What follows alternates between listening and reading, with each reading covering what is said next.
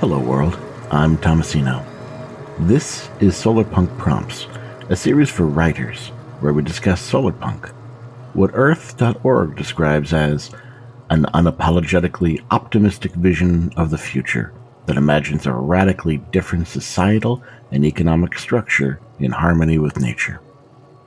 In this series, we spent each episode exploring a single solarpunk story prompt, adding some commentary, some inspirations, and some considerations. Most importantly, we consider how that story might help us to better envision a sustainable future.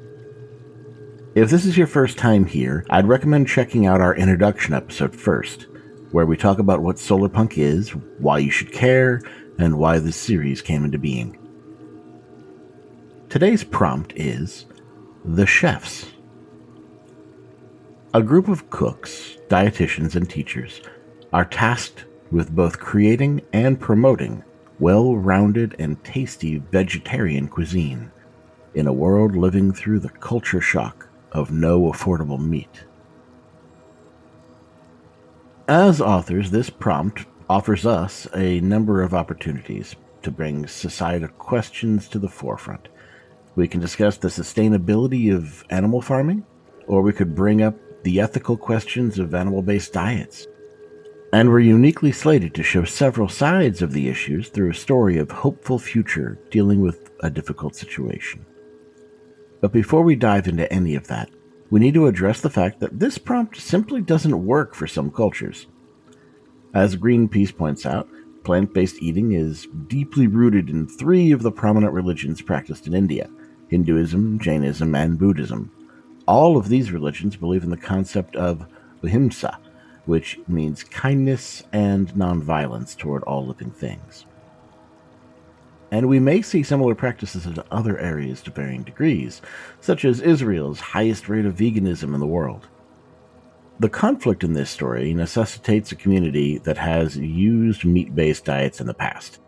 If we shortcut the story by introducing roti or chana masala, we lose our chance to have a real message. Let's talk about one of the key messages as it applies to solarpunk. Sustainability. This is one of the core tenets of the solarpunk movement, that we humans will come into balance with our environment. That means we need to find some sustainable way to feed ourselves and ensure it doesn't damage our planet in other ways. Meat is a problem in that regard, and getting worse. According to ourworldanddata.org, global demand for meat is projected to rise 50% between 2013 and 2050. The first response people will jump to is, just stop. Everyone go vegetarian and stop the animal farming. But is that path forward universally sustainable around the world? Mixed systems in low and middle income countries where animal production is fully linked with crop production can actually be more environmentally sustainable, says Anne Notenbart from the Alliance of Biodiversity International and International Center for Tropical Agriculture. In sub-Saharan Africa, manure is a nutrient resource which maintains soil health and crop productivity, while in Europe, huge amounts of manure made available through industrialized livestock production are over-fertilizing agricultural land and causing environmental problems.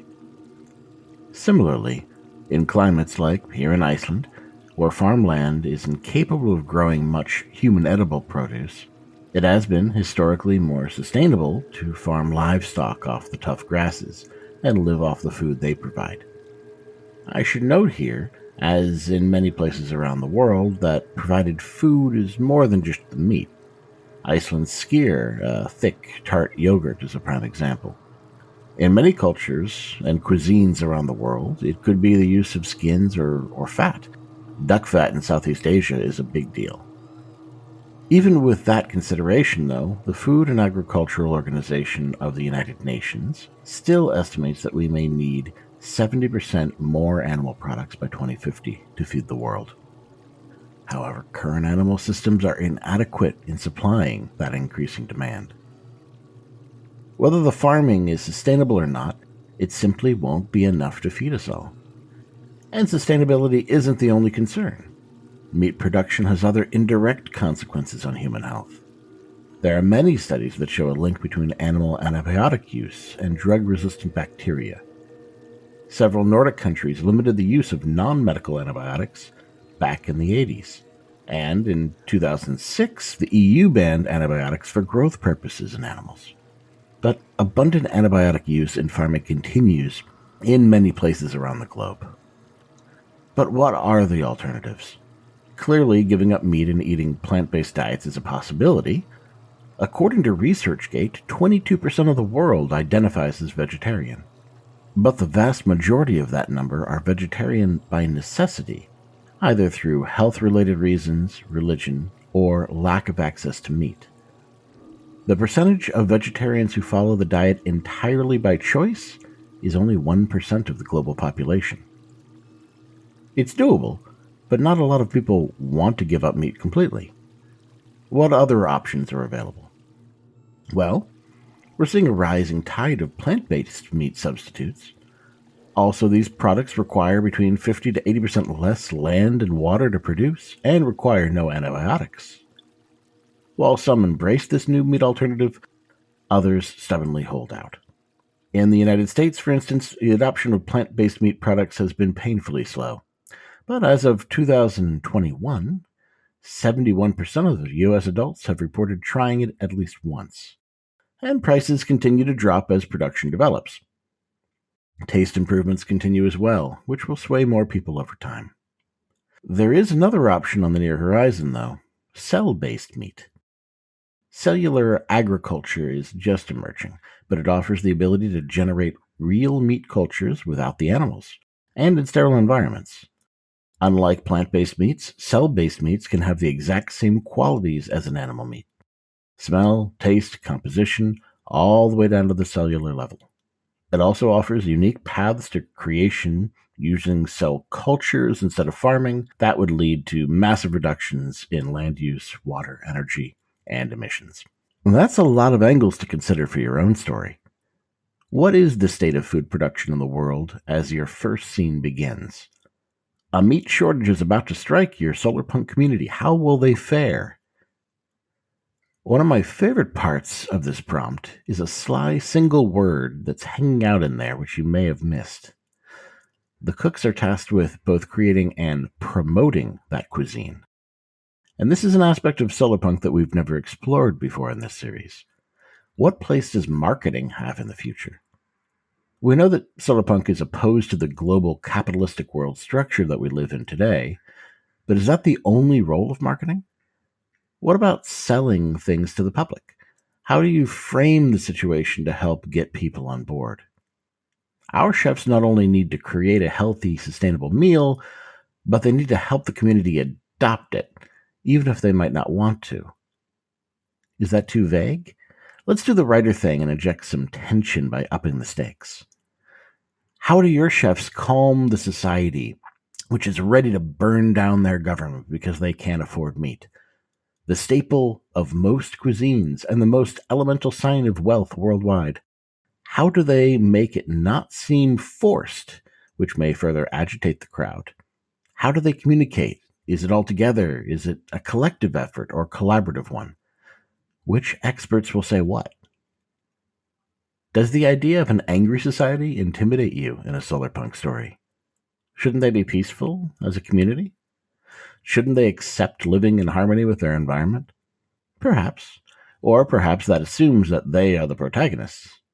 If the cooks, dietitians, and teachers are the protagonists, then they are the ones demonstrating the path to that better future instead.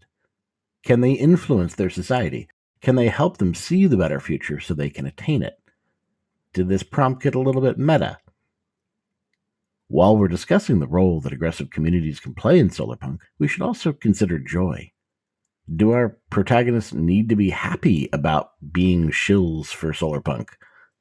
Sure, they may be working together and achieving some impressive goals, but that doesn't mean they have to like it. Yes, there might be glowing and beaming vegans radiating the "I was prepared for this" vibe, but the food scientist or the celebrity promoting the movement might hate it as much as everyone else. Internal dramas. That could cover a whole book on its own. With a number of points of view on these topics, your characters have plenty of room to shout at one another. They have ample opportunity to deal with hardship, too. Recall our second guideline for solarpunk. Infrastructure is sexy, but there are no simple solutions. Converting a society into vegetarians has no simple solutions. It will take grit, determination, and compromise. It can be an incredibly realistic portrayal of the kinds of community discussions we're having today in the activist movements. Let the tempers flare. Let passions speak. Just remember to orient them toward that better future that they are creating, that you are creating. Until next time, I'm Tomasino. I hope you'll join me for the next Solarpunk prompt. The music in this recording is In Loving Memory. 영원히 안녕, 태양이, 얼굴에, 입맞. From Global Patterns compilation, Solarpunk, A Brighter Perspective.